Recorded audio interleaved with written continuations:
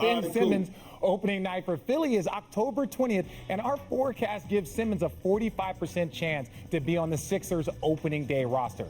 According to the forecast, the three most likely destinations are the Blazers, the Kings, and the Timberwolves. Perk, where will Simmons be on opening night?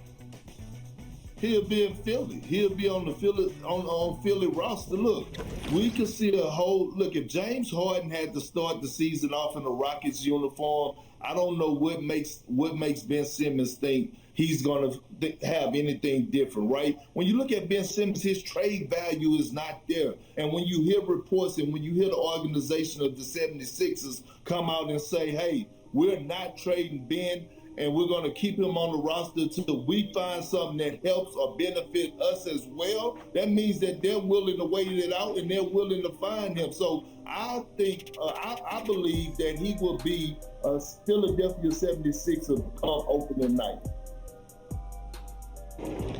On opening night, I think he's going to be in Los Angeles filming jump shot videos. He may be on the roster, but I don't think he's going to be there.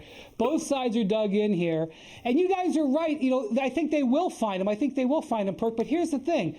The way that Ben's contract is structured, by the 1st of the month, by October 1st, he'll have been paid $16 million of his $33 million salary. So they can find him and they can put IOUs in his mailbox at the facility if they want. But I don't think that that's going to be the deterrent that they think it will be in the short term because of all the money he's forwarded. And by the way, they can fine him $7 million. And if he gets traded, his new team is not going to uphold that fine. They're going to give him the money back. So I definitely think that both sides are dug in. I see no resolution soon.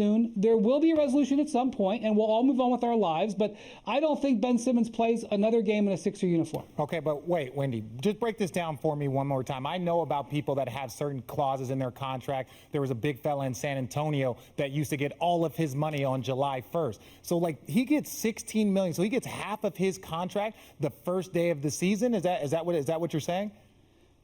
Oh, you asking me he got that? 25%. I was asking Wendy, not you. He got 25. You guys didn't get this clause. You guys should have got this clause. You should learn about compound interest. He gets 25% of his salary in July at the start of the league year, and 25% of his salary on October 1st. It's about $16.5 million.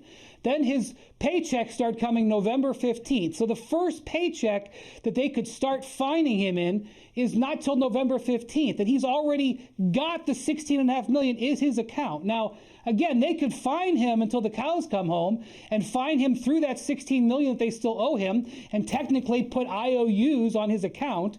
But he's already got half of the money in a war chest. And then he also figures that if he gets traded, he can work out an arrangement with his new team. So I'm not saying that Ben's going to come out of this hole, but I'm the concept of the fines hurting him, I don't think it's going to happen for a long time. Well, this is what I got to say, Brian. And here's the thing, right? When we talk about fines, I remember when I used to get fined. I'm pretty sure, Richard, you remember when you used to get fined, that the fines come out before it actually hits your bank account. Before your check hit your bank account, the team has a way of getting their money first if they're going to fine you. Am I right?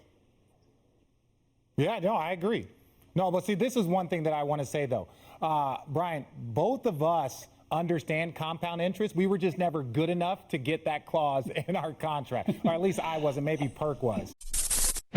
Thanks for watching ESPN on YouTube. For live streaming sports and premium content, subscribe to ESPN+.